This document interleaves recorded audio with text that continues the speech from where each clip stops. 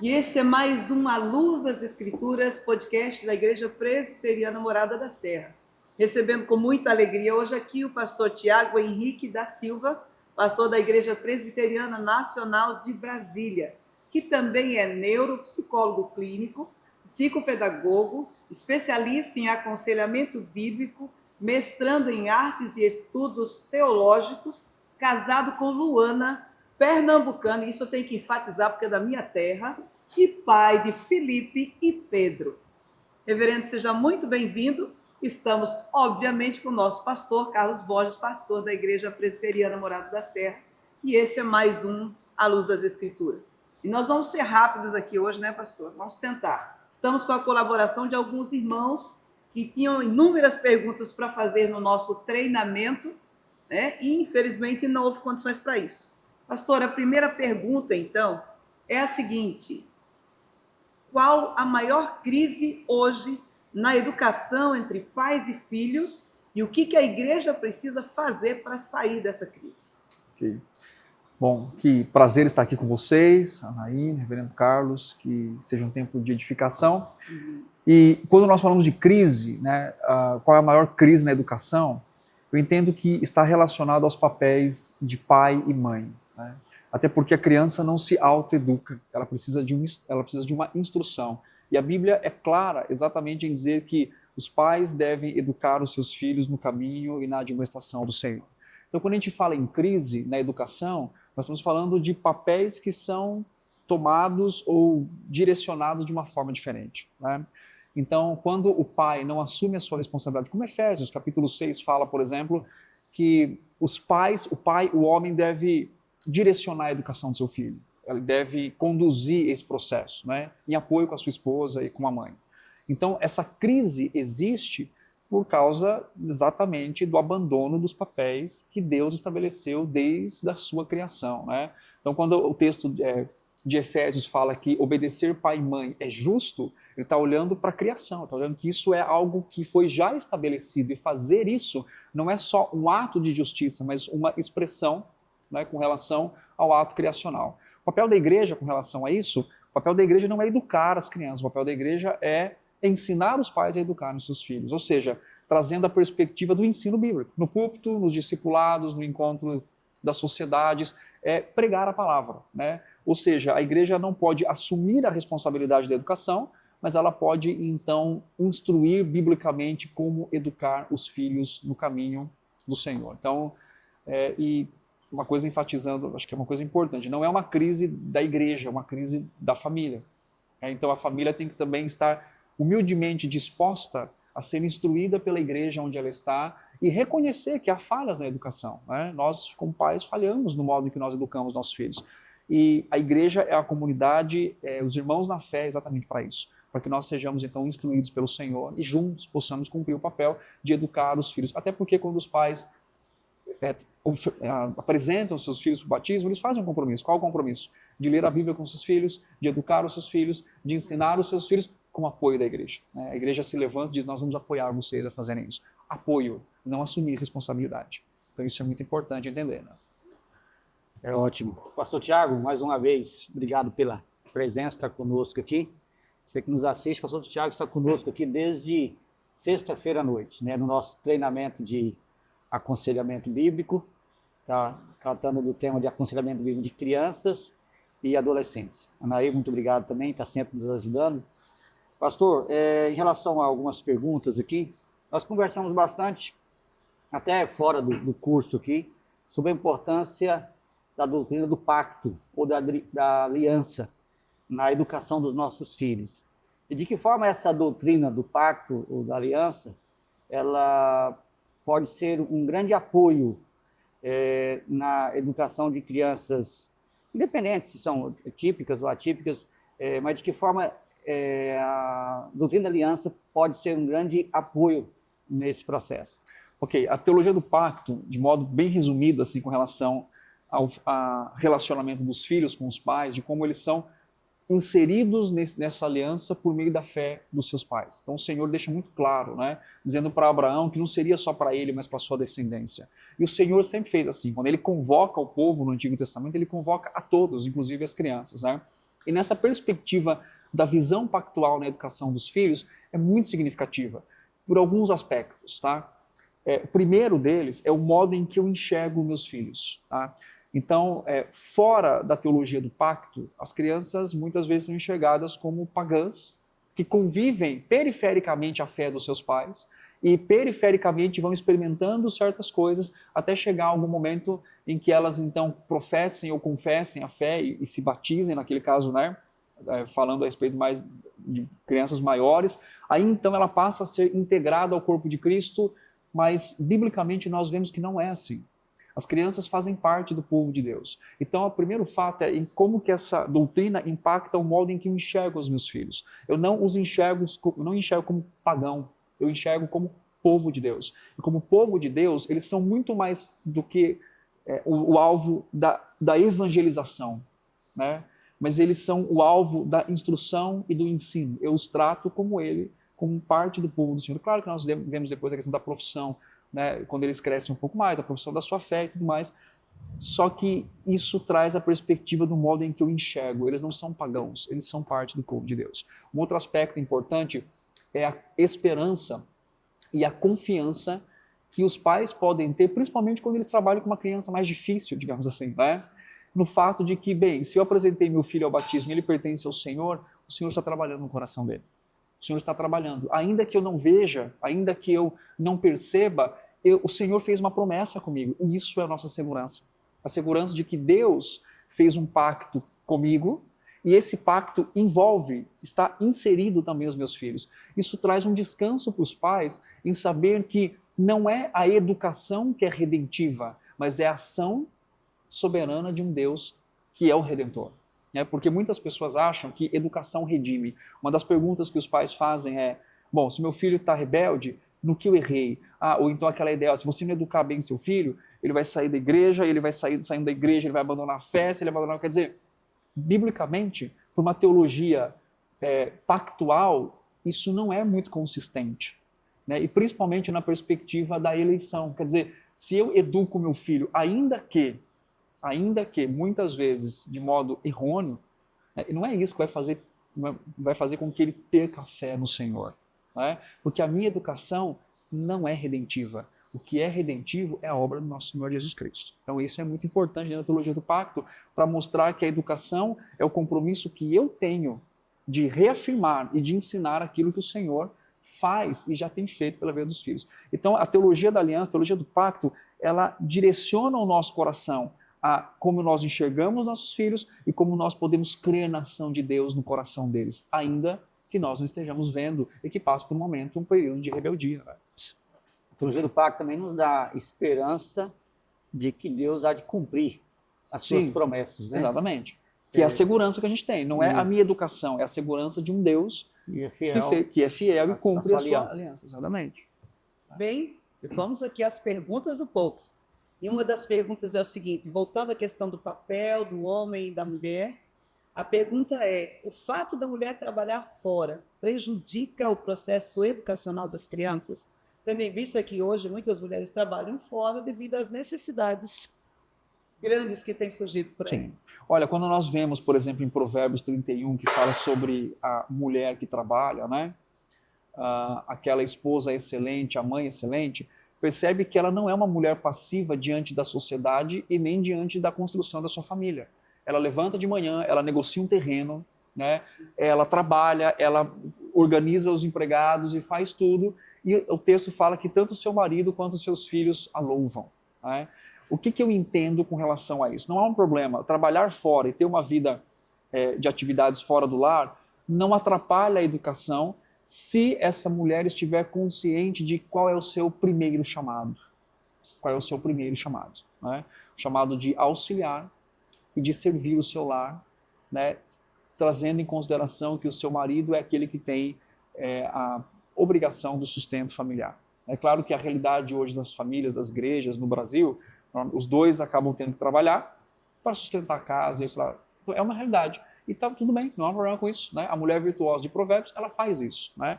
Mas é importante ter a perspectiva de que, e conversar na família também, olha, eu vou assumir um compromisso fora, né? Eu vou ter que assumir esse compromisso fora sabendo de todas as demandas que eu ainda terei como esposa, como mãe, como serva do Senhor. Quer dizer, o fato de trabalhar fora não pode ser uma desculpa para negligenciar o papel da educação. Lembrando que o papel de educar os filhos não é da esposa, é do marido. Então, o que acontece? Ainda que ela trabalhe fora, mas o marido assuma isso, ele vai ajudá-la com relação a tirar o peso dos seus ombros com relação à educação dos filhos. Ele ser presente, um pai presente, né? Um pai presente não é um pai que está presente somente, mas um pai que atua intencionalmente na educação dos seus filhos. E quando a esposa tem o seu marido administrando isso e direcionando isso, vai ser mais leve, vai ser mais tranquilo, vai ser algo que vai trazer benefício para a família, porque o marido também vai entender que a sua esposa tem se dedicado um tempo fora para edificar a família e para trazer um sustento razoável para aquela família, né? Agora, é claro que se a mulher não tiver claramente o seu objetivo e que se a carreira toma o espaço como mais importante do que ser esposa e ser mãe, com certeza isso vai atrapalhar. Então, um dos problemas hoje, e isso é reforçado em filmes, séries, essa questão de você ter um propósito na sua vida. Mas geralmente esse propósito na vida não inclui família. Família é um adendo. Tá? Esses propósitos às vezes é uma profissão, é carreira, e você usou uma palavra para mim importante aí, prioridade. Sim. Né? A questão não é trabalhar fora ou não, mas qual que é a prioridade? Na sua vocação de mãe, no seu chamado de cuidar da sua família. Eu queria, pastor, que você mostrasse até nas Escrituras, desse referência, mostrasse no texto, aquela passagem lá de Efésios, mostrando justamente, porque muitas pessoas que estão nos assistindo ainda têm uma visão equivocada de que o cuidado da educação dos filhos é da esposa. Né? E parece que a ideia, mesmo dentro da igreja evangélica, a ideia é de que, nesse caso, a esposa cuida e o marido auxilia. Ajuda ela, né? E de acordo com o texto sagrado, é uma responsabilidade primária do marido e a esposa que é auxiliadora. Mas acho que é importante frisar, mostrar o texto, e você que está nos assistindo, você pode pegar a sua Bíblia e conferir. Acho que antes até de Efésios, a gente pode olhar para Gênesis, né? Quando Deus, como Criador, Deus nomeia as coisas, ele chama a existência, né? Então ele fala, haja luz e houve luz. E quando Deus termina tudo, ele chama Adão e fala assim, agora você vai nomear as coisas, você vai nomear os animais. Quer dizer, Deus estava compartilhando, né, claro, não numa perspectiva divina, mas mostrando para ele que ele é o responsável agora por nomear as coisas. E ele começa a nomear os animais, né, que já, obviamente, haviam sido criados. Ou seja, Deus deixa bem claro que ele estava chamando o homem para liderar essa família e para ser ali o sacerdote do lar. Quando eles pecam, ele não cobra de Eva, mas ele chama Adão e fala, você fez isso? Mas Deus sabia que era Eva que tinha feito todo aquele processo. Porque Paulo escreve isso em Timóteo, por exemplo. Né? Quando Deus vai cobrar dos filhos de Eli, Deus não chama a esposa, Deus chama Eli. Então, em todos os momentos da Escritura, quando se tinha que tratar com os filhos, Deus sempre chamava os pais. Né? Por exemplo, quando Moisés não circuncidou seu filho, o que aconteceu? Ele, né, na verdade, passou por um processo que Deus cobrou dele e não da esposa. A esposa vai lá e faz o processo lá, mas então o que acontece? Deus chamando, né, esse homem à responsabilidade. Quando a gente chega em Efésios, isso é algo mais específico daquilo que Deus tinha feito desde o Éden. Deus chama o homem para cultivar e para guardar. Esses são os dois aspectos do pai pastor, que é um conceito que nós temos na teologia, que é o pai pastor, é aquele que guarda e é aquele que pastoreia, né? A perspectiva desde o Éden. E quando chega no Novo Testamento, em Efésios 6, isso é ampliado sobre o papel do homem. E Deus então diz assim, filhos, Efésios capítulo 6, filhos, obedecei a vossos pais no Senhor, porque isso é justo. O texto que eu havia citado quando ele fala pais aqui, genitores, pai e mãe, os dois. Né? E ele diz assim, faça algo que é justo desde a criação. Deus estabeleceu assim, uma ordem, né, na função de cada um. Depois ele fala assim, Versículo 2, honra teu pai e tua mãe. Aí ele vai usar aqui o masculino e o feminino. E quando chega no versículo 4, ele fala assim, e vós pais, aqui a palavra em grego é pater, que significa pai. Então ele está dizendo assim, filhos, você deve a mesma honra para o seu pai e para sua mãe. Só que quando chega na parte da ativa da educação, ele vai dizer o seguinte, Paulo vai dizer o seguinte, e vós pais, homens, maridos, os pais, não provoque vossos filhos a ira, mas criai-os na disciplina e na admoestação do Senhor. Ou seja, Deus está dizendo que a responsabilidade da educação dos filhos é do pai, é específica dele. Ele deve criar os filhos na disciplina e na admoestação do Senhor. Mas tem uma coisa interessante aqui, quando a gente volta para Deuteronômio, Deus fala assim que deveria inculcar na cabeça da criança, está falando para o pai, mas ele fala uma coisa interessante, ele fala assim, amarás ao Senhor teu Deus de todo o teu coração, toda a tua alma, né? O pai, de todas as suas forças. Então a educação aqui é muito mais do que um mandato a ser cumprido, mas é um resultado de uma adoração a Deus, de um amor a Deus. Quer dizer, não tem como admoestar no Senhor se eu não amar o Senhor. Não tem como educar no Senhor se eu não amar o Senhor.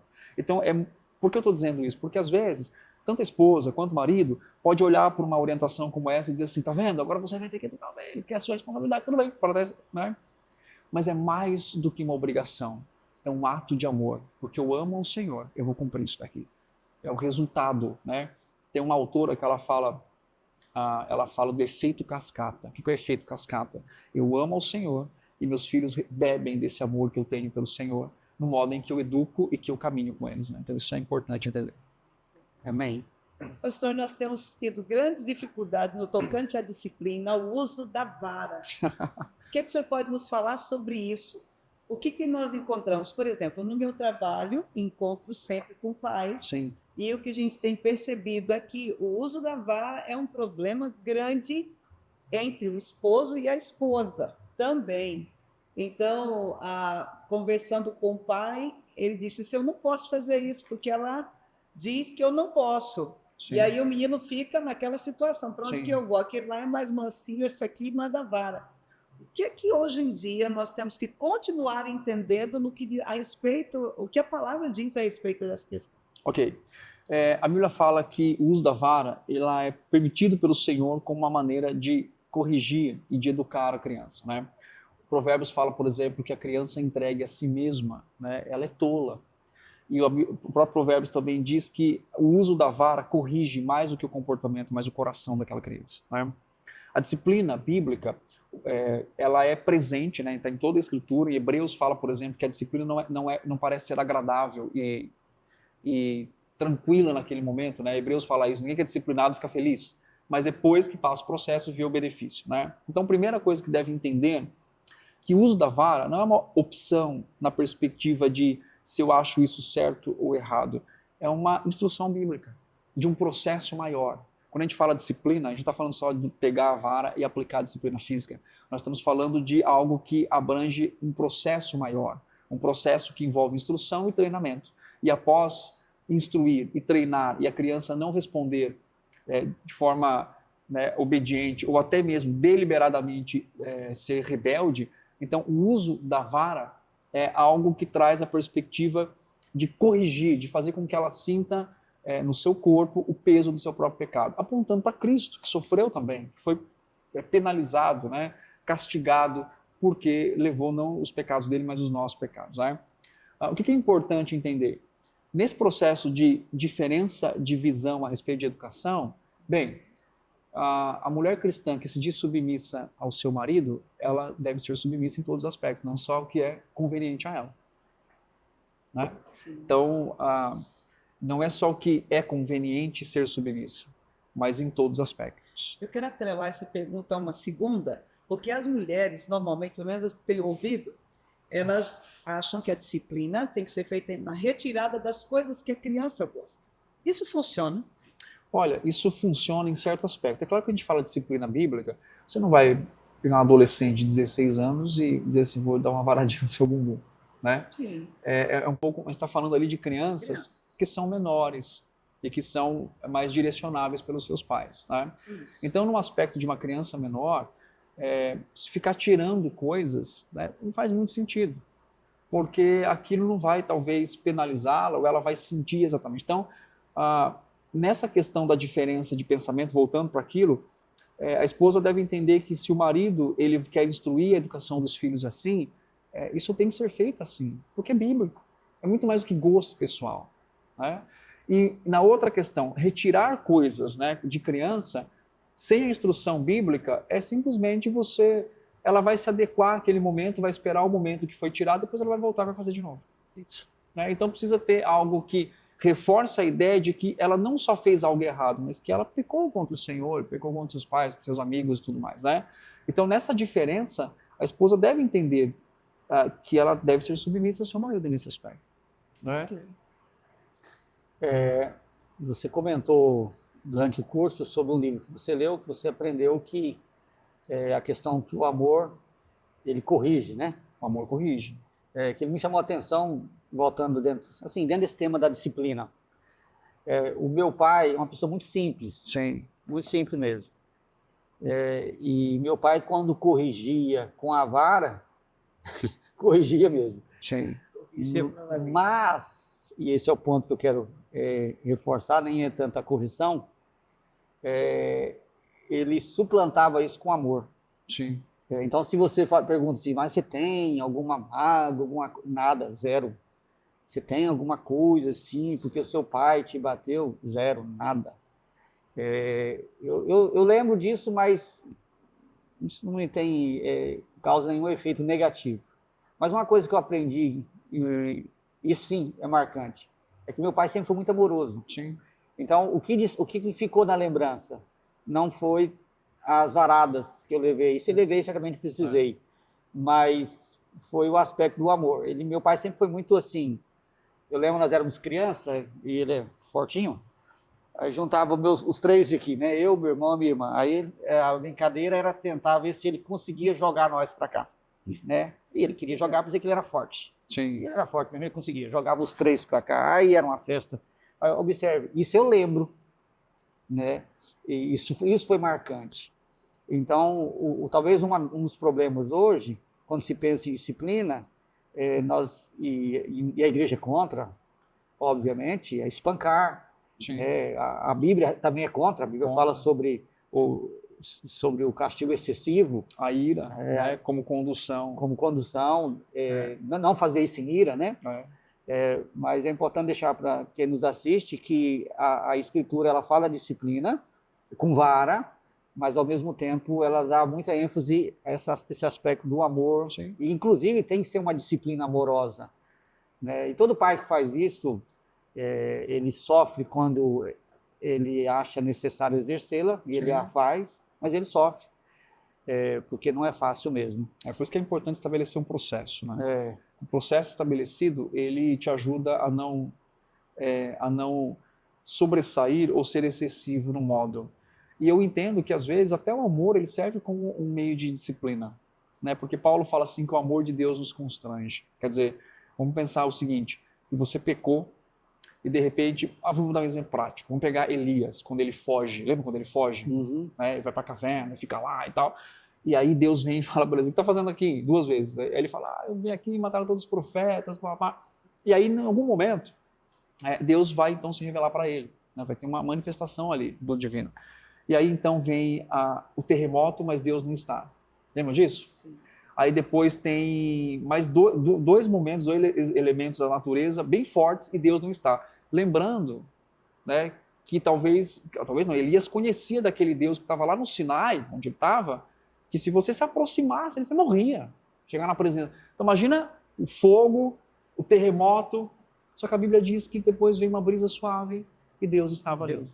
Quer dizer, a perspectiva de que Deus, por exemplo, eu esperaria o seguinte, eu fugi, eu abandonei meu discipulado, eu fiz o que Deus falou que não era para fazer, eu não ouvi ele, eu sou um profeta, não pedi a opinião dele e fugi. Bom, se ele está vindo atrás de mim, ele deve estar muito bravo comigo. Né? E Deus faz o quê? Deus dá comida para ele, Deus alimenta o seu profeta, questiona o coração dele e depois Deus faz o quê? Vem e fala mansamente com ele. Quer dizer, aquilo talvez o constrangeu mais e foi uma surpresa. Quer dizer, Deus sabe ser amoroso e isso nos constrange. Então, às vezes, o abraço de um pai com um filho irritado vai ser mais constrangedor, né, porque vai saturá-lo de amor, e saturando de amor ele vai ter uma resposta também positiva com relação a essa disciplina do amor, né? Esse texto é muito lindo porque ele pede a morte, né? Eu quero morrer. E Deus fala, eu vou levar você vivo. Vai ser vivo, vai fazer o que quer, de qualquer jeito. Levar você vivo para o céu. É. É bem diferente. Pastor, ainda na questão da disciplina, agora uma professora está aqui solicitando uma posição. Ela diz assim: hoje muitas crianças demonstram desatenção, conversas fora de hora e dificuldades de concentração em sala de aula, além de haver muitos diagnósticos precipitados. Eu gostaria de saber, biblicamente, como eu devo lidar com a indisciplina e o que é considerado um comportamento normal nas crianças da geração atual. Ok. O que é indisciplina? Quando a gente pensa em indisciplina, né? A indisciplina, ou a falta da disciplina, né, traz o aspecto dentro da Escritura, por exemplo, que tem a ver principalmente com o domínio próprio. Quando a gente pensa em disciplina, a gente pensa em funções externas. Mas quando a Bíblia fala sobre indisciplina, ela fala sobre domínio próprio. Então, é muito claro em Provérbios que aquele que não se domina, ele é alguém indisciplinado, né? Quando Paulo fala, por exemplo, para Timóteo, para ele ser disciplinado nessa ideia, tem a ver com domínio próprio. Você é disciplinado na piedade, né? Então, a indisciplina tem a ver com a perspectiva de não dominar a si mesmo, ou não ser governado pela palavra, digamos assim. Então, isso é um aspecto importante de se entender. Então, quando uma criança demonstra indisciplina, é muito mais do que um comportamento e de que uma ação. Ela está com um problema com o domínio próprio.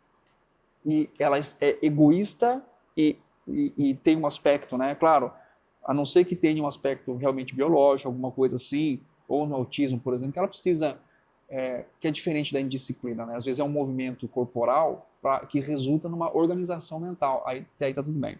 Mas quando é o fato de, presta atenção aqui, não presta atenção, não presta atenção, não presta... Então, isso é um resultado, né?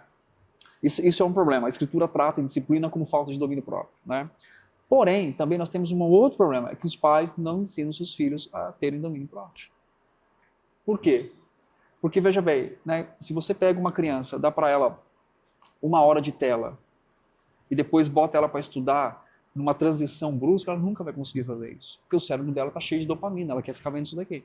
Então tem a ver com a indisciplina, com o prazer vivido. Eu expliquei isso um pouquinho no curso, entre aquela perspectiva que nós temos entre dever e prazer. Então o dever, ele está um pouquinho para a criança e o prazer está exacerbado. E isso causa indisciplina. Então, como trabalhar isso? Né? Treinar as funções das crianças, né? A função auditiva, a função visual, né? O comportamento dela, ensiná-la que, e principalmente o seu coração, em que ela vai sentar e vai assistir uma aula, né? Ela tem que fazer isso não só por uma questão de aprendizado e tudo mais, mas uma perspectiva de que ela precisa dominar o seu coração. Né? E aí então entra, obviamente, o Senhor, a palavra, o Espírito Santo, todos esses aspectos, né?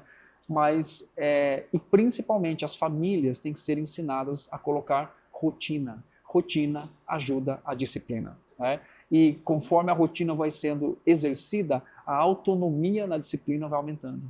Entre uma criança que agora ela vai estudar sozinha. Porque hoje, o que nós temos? Crianças muito dependentes, que não deveriam ser. Crianças de 10 anos que se o pai não senta do lado, uma coisa é ensinar a matéria. Né? Então, às vezes a criança não sabe, o pai senta ali e ajuda naquela matéria. Agora, crianças de 10, 11, até mesmo antes, elas não têm a perspectiva de que agora é meu momento de sentar e de estudar. Se o pai não senta, não manda, não pega o material, não coloca ali, isso é o quê? Falta de disciplina. É muito mais do que maturidade. Porque para outras coisas, ela consegue ter disciplina. Vale? Sim. É ótimo. Pastor, vamos pensar um pouco na questão dos transtornos. Assim, transtornos, hoje em dia quase tudo é transtorno. Quando você vê a lista no DSM, você fica assustado. Né? Na verdade, não dá nem para listar aquilo lá, é um negócio assustador mesmo. Mas pensando nas crianças, há muitos transtornos, né? Talvez o mais famoso é o TOD, o TDAH, mas há outros. E eu queria saber o seguinte: qual é a visão bíblica em relação a isso? Eu não estou pensando em autismo, por exemplo. Tá. Porque o autismo há uma base científica. E é uma específica do neurodesenvolvimento. Então, algo específico nessa área. Agora, esses outros transtornos, É ao que parece, não. Eu queria que você falasse um pouco sobre isso. Tá. Vamos, assim, quando a gente fala de transtornos infantis, a gente está falando de pelo menos algumas categorias que existem. Nós estamos falando do TOD, do TDAH, nós estamos falando do TDDH, Isso. né? Que é o disruptivo de humor. Então são esses que a gente tem e que a gente precisa então trabalhá-los, né? Vamos pensar, pelo menos, tirando o autismo nesse aspecto, né?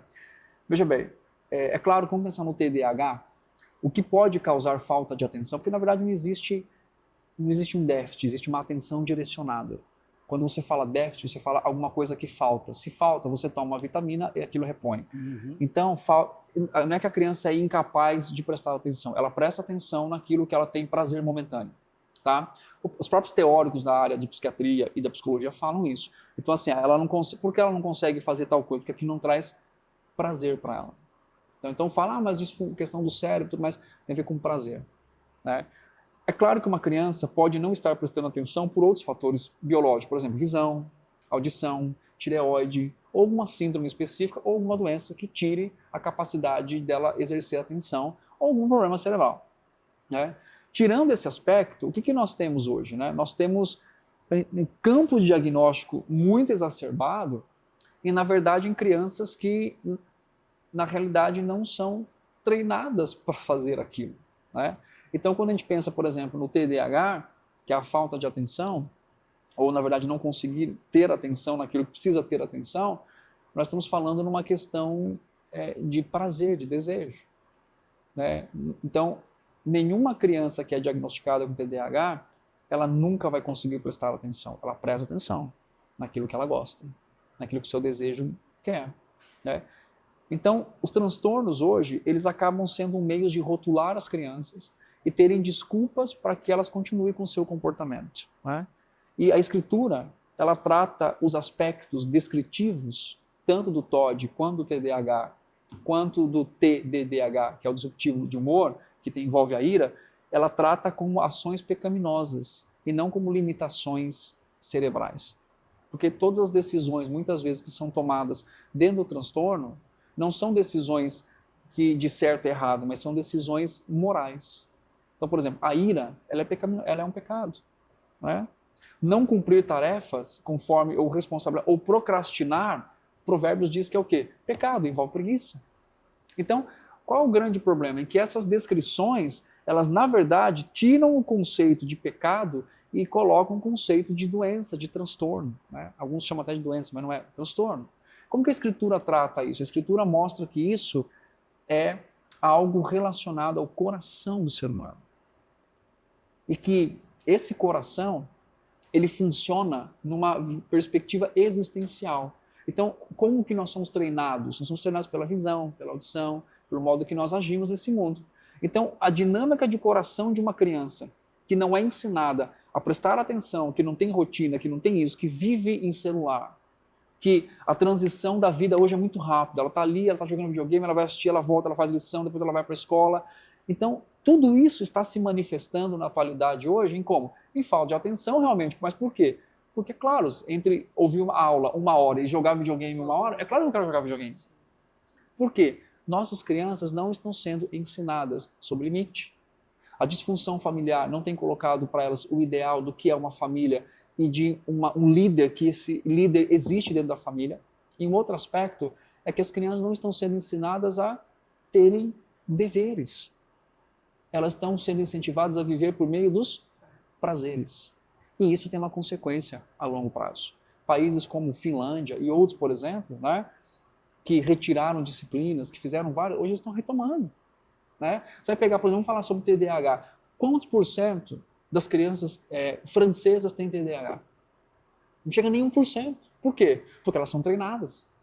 Você vai em países, né, em outros países, agora você vai para os Estados Unidos, muito, mais de 3%. Brasil, muito mais. Por quê? Porque você não tem universalmente um grupo de corte específico para isso. Por quê? Porque não tem um padrão. Então depende da cultura, depende do treinamento dessa criança. Então a questão é, será que além de ficar diagnosticando, não seria o ideal a gente começar a treinar essas crianças? Para que elas realmente pudessem responder à existência correta, aprender a fazer as coisas. Né?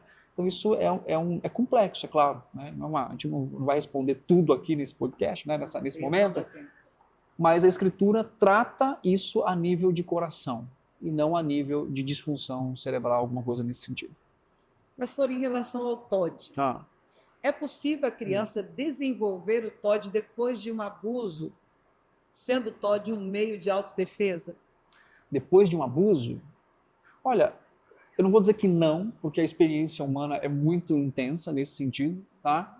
Mas ela pode ocorrer isso, né, aquele enfrentamento, mas a característica do TOD, dentro da descrição do DSM, a gente utiliza a descrição para a gente poder entender, tem a ver com autoridade. E não tem a ver com referência, por exemplo, de abusador.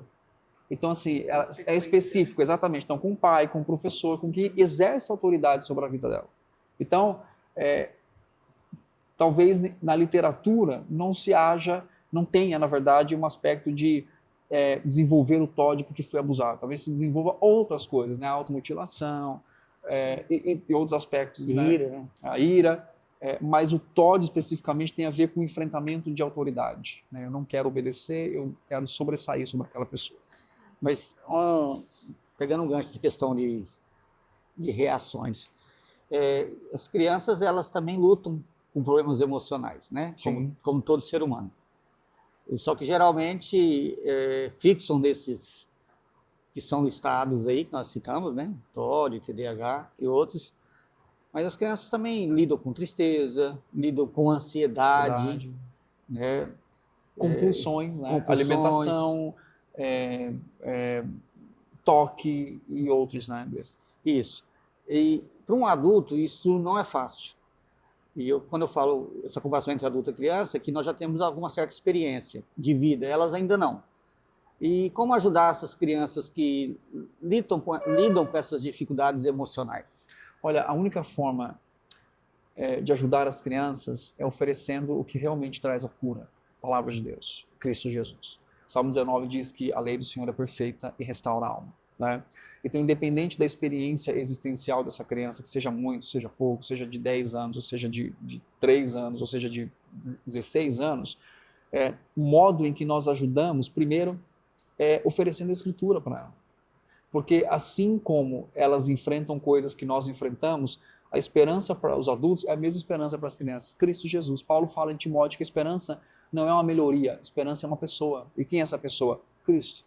Então, precisamos oferecer para as nossas crianças do pacto, principalmente, a beleza do relacionamento com o nosso Redentor. E que esse relacionamento causa o mesmo impacto quando o Senhor disse assim: vinde a mim, vós que estáis cansados e sobrecarregados, e eu vos aliviarei. É só para os adultos? É para as crianças também. No mundo tereis aflições, mas tende bom ânimo. Por quê? Eu venci o mundo. A minha paz vos dou. O Senhor está dizendo, né, para todos, inclusive para as crianças. Então, oferecer um Cristo real no mundo real e quebrado para essas crianças é a resposta. É claro que a gente pode fazer isso por meio do aconselhamento, por meio do devocional familiar, por meio do culto familiar, por meio do modo que ela vive na comunidade, na igreja do Senhor. Mas as nossas crianças precisam ouvir mais sobre Cristo e menos sobre super-heróis. Mais sobre Cristo e menos sobre... Apesar que eu gosto também, né? Mas, Crônicas de Nárnia, né? Literatura, quer dizer, a gente está tentando o tempo todo criar uma espécie, né, de ambiente intelectual para as nossas crianças. Então a gente dá isso aqui para ela ler, dá aquilo ali, vai isso aqui, assiste isso daqui, mas às vezes nós apresentamos pouco do Salvador para elas. Então elas conhecem o Salvador em contextos de que eu vou pintar um desenho domingo na minha igreja. Mas como que o Salvador tem um impacto diário em que ela vai para a escola e ela brigou com uma amiga dela, que aquela amiga dela é muito legal, e agora ela está com um problema com a amiga. E ela tem uma crise, né, de relacionamento.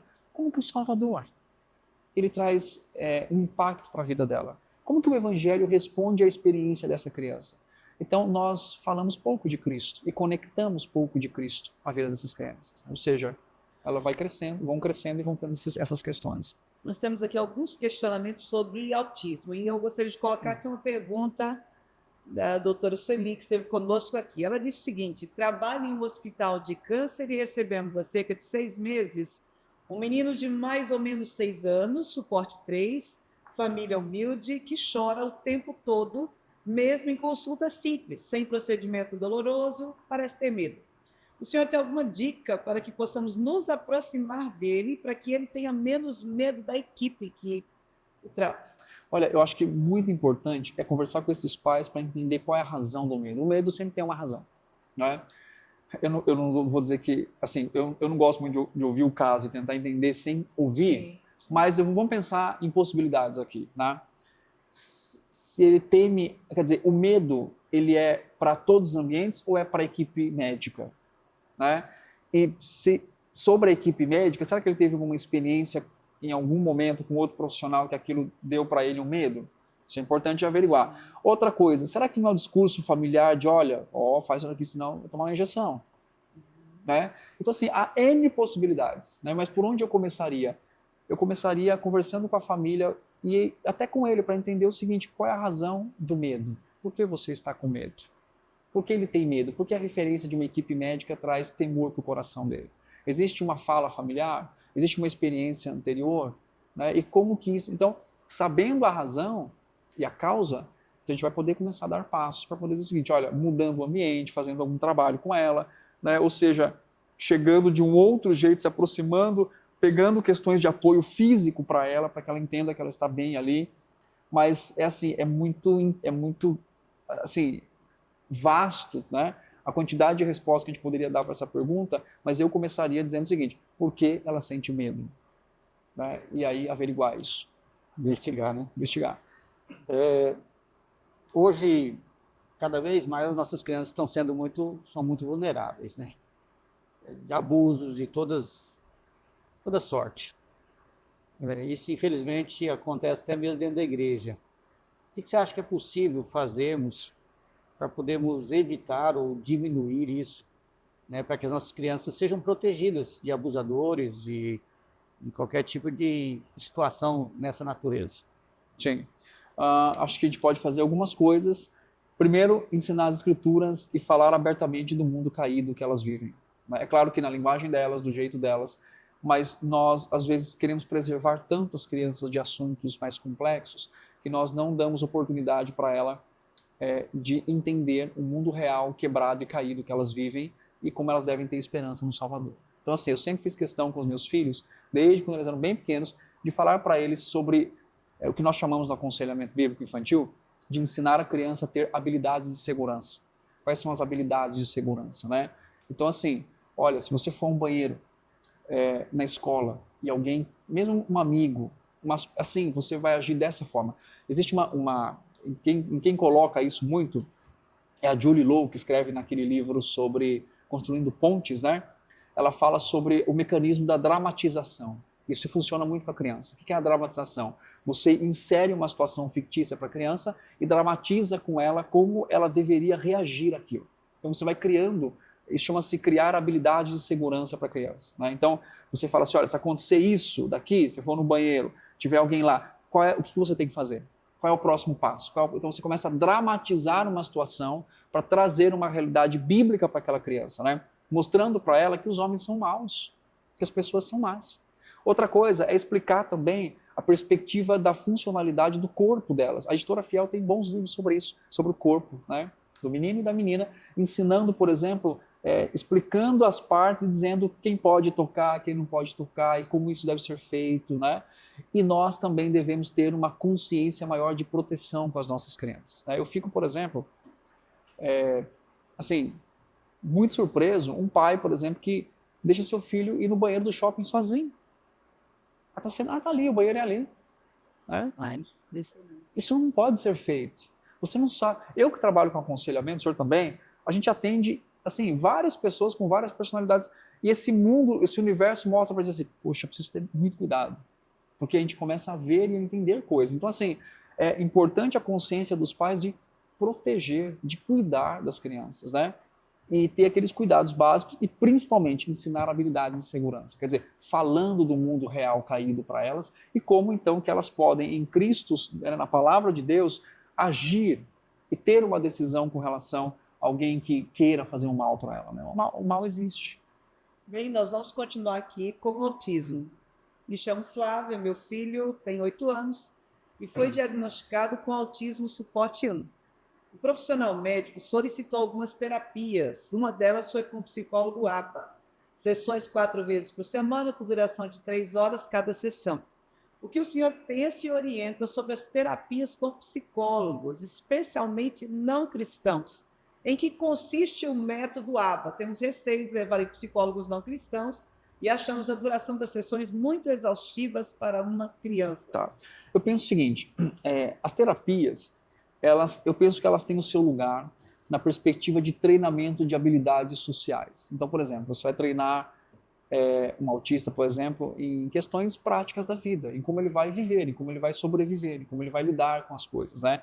A minha questão principal é o aspecto onde entra a ideia de assuntos existenciais. Então, por exemplo, quando se fala sobre emoções, a Bíblia é suficiente para tratar as emoções, de quem é atípico e de quem é típico. Então, isso é uma questão. Quando a gente vai entrar, por exemplo, na perspectiva de dividir coisas, de trabalhar coisas, a Bíblia também é suficiente para isso. Então, a minha questão com os métodos, né, e com as terapias não há nenhum problema em ajudar essa criança cognitivamente, em que ela se desenvolva, que ela aprenda a ter habilidades, que ela vá, né, por uma terapia ocupacional, por exemplo, e aprenda a descascar alguma coisa, costurar alguma coisa, como a terapia ocupacional faz, né? Mas a grande questão é quando entra em ações existenciais, no modo em que quer ditar para as crianças como ela deve pensar, como ela deve sentir, né, como ela deve agir sobre questões existenciais da vida. Normalmente isso acontece, é inevitável que acabe se entrando nessas questões. Sim, e até mesmo, eu não vejo um problema em aspectos também em que haja um treino, né? Ela está ali numa habilidade, vai ter uma crise, ela é treinada para não ter aquela crise, com uma percepção dentro da terapia, né? Mas veja bem, porque é uma questão que acontece no seu corpo, a hipersensibilidade, tudo mais, enfim, até para os pais entenderem o modo dessa crise. E ela também se entender como autista, né? No sentido de, olha, essa é a minha limitação, essa daqui não é e tudo mais.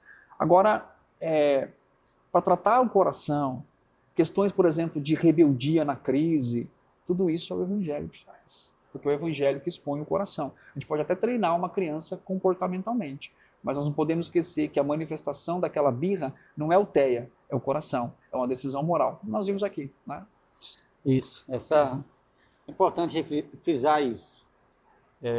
Aqui na igreja nós temos uma jovem que é psicóloga. Sim. E ela trabalha com crianças autistas. E o conselho tem dado para ela justamente isso.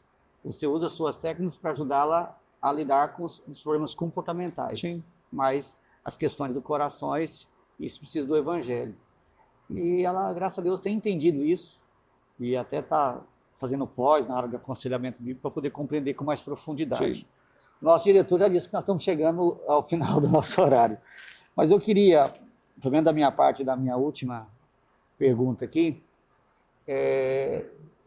porque é muita coisa que temos quando trata de educação de filhos. Mas, em última instância, a responsabilidade é dos pais. Né? Por mais que você diga, tem que fazer isso, aquilo, outro, mas a questão central são os pais. Sim. E quando nós pensamos em aconselhamento, aquele livro do Paul Tripp, Instrumento da Mão do Redentor, ele fala lá de 5 pilares, né?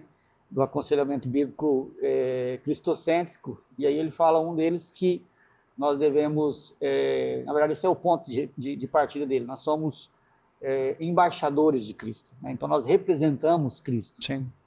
E o pai e a mãe, ele deve representar Cristo dentro da sua casa.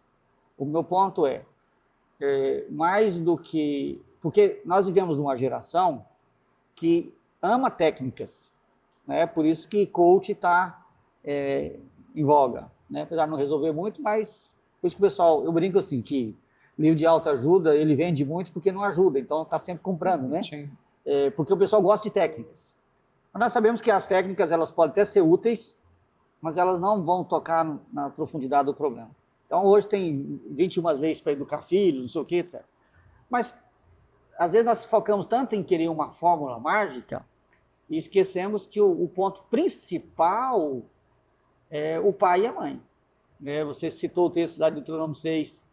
Antes de Deus me falar, instrua você, educador, pai, guarda as palavras que hoje te ordeno no teu coração. Aí então falarás assentado à mesa, etc. Então, acho que é importante frisar esse aspecto do pai como o embaixador de Cristo dentro da sua casa. Porque o seu foco é apresentar Cristo, e como é que o filho vai ver Cristo? Ele, segundo a Bíblia, ele deve ver Cristo através dos embaixadores, que são os seus pais, né? Sim. Então, acho que nós chegamos ao final do nosso podcast, que infelizmente é muito rápido, né, mostrando essa importância. Queria, Janaí, dessas suas contribuições aqui. Eu quero fazer umas 2 perguntas rápidas, porque senão eu vou apanhar se eu não fizer essas perguntas. Vai rápido, senão o Tiago briga com nós. Que estratégias a igreja pode usar na instrução e envolvimento dos pais para alcançar o coração das crianças diagnosticadas com transtornos? A posição da igreja com relação a isso? Isso. Que estratégia a igreja pode usar para alcançar? Os pais. Tá. Olha, a estratégia principal que a igreja deve usar, parece que é redundante isso, mas é a pregação do evangelho. O evangelho inclui, né? Paulo fala isso que numa grega, numa judeu, numa homem, numa mulher, né? Ele está falando, em Colossenses, ele fala isso numa perspectiva de que em Cristo todos nós somos um só. Então, mais do que criar projetos de inclusão, o evangelho já é uma inclusão, por natureza. Então, viver o evangelho já é o passo principal, porque eu vou olhar para o outro. Imagina o Senhor olhando para o escravo na mesma igreja. Filemon, né? E Onésimo. Agora recebe, né, Onésimo aí com você. Né? Então, assim, claro que a gente está falando de uma questão aqui estrutural, social, e não de uma questão atípica, né? Mas veja bem, o evangelho já é suficiente para isso. Então, assim, eu posso falar sobre isso, eu posso dar voz a isso, eu posso dizer, olha, nós temos uma realidade de famílias atípicas, como que nós podemos também ser bênção na vida delas, trazendo um descanso para a alma, para o refrigério, para lutas que elas têm com as crianças com relação a isso. Mas uma igreja que prega fielmente o evangelho, isso quase que acontece naturalmente. Por quê? Porque o evangelho já inclui. Segunda e última. As crianças precisam sempre de respostas quando nos questionam. Queremos saber se devo mesmo tirar uma dúvida delas ou esperar que elas amadureçam mais. Boa pergunta. E isso é uma questão muito séria, não só na igreja, mas na escola, onde nós vemos crianças tratando de sexualidade no 2º ano do ensino fundamental 1. Quando a gente olha para essas crianças que chegam com certas perguntas, eles estão constantemente falando sobre pornografia, sobre namorar e tudo mais. Até onde a escola pode ir, até onde a igreja deve ir, e até onde a gente deve deixar isso somente a cargo ou por responsabilidade dos pais? Olha, se você tem uma criança perguntando alguma coisa para você, se você não responder, ela vai perguntar para uma outra pessoa. A curiosidade da criança, Deus os criou como seres curiosos, de aprendizagem, de investigadores. Isso é bíblico. Então, veja bem, se o meu filho, com 2 anos, com 3 anos, com 4 anos, pergunta sobre sexualidade para mim, olha a oportunidade e responsabilidade que eu tenho de instruí-lo na palavra de Deus. Qual é o problema que existe hoje? É que nós pegamos alguns assuntos da sociedade por ter uma visão equivocada. Vamos falar de uma específica, sexualidade. Quando a gente pensa em sexo, em sexualidade, a maioria, não vou dizer a maioria para não pecar, né? Mas grande parte dos pais tem vergonha de falar sobre sexualidade com seus filhos porque eles têm a perspectiva mundana de sexualidade. Que sexualidade pornográfica. É isso. Mas a Bíblia fala sobre sexualidade. E a Bíblia fala que eu devo ensinar tudo para os meus filhos. Sexualidade não é só sobre sexo. Quando você ensina que Deus criou homem e mulher, isso é sexualidade. Se há uma pergunta específica por parte da criança com 2 anos, com 3 anos, com 10 anos, ela deve ser respondida por meio do quê? Da Escritura. A Escritura não é vergonhosa, ela não é pornográfica, ela é santa, ela é pura, é a verdade. Porque eu vou privar o meu filho de aprender sobre algo bíblico só porque ele não tem a idade que eu acho que ele tem. Se ele tem um questionamento no coração dele, é porque ele já foi exposto a alguma coisa. E eu tenho a oportunidade, biblicamente, de corrigir aquele pensamento.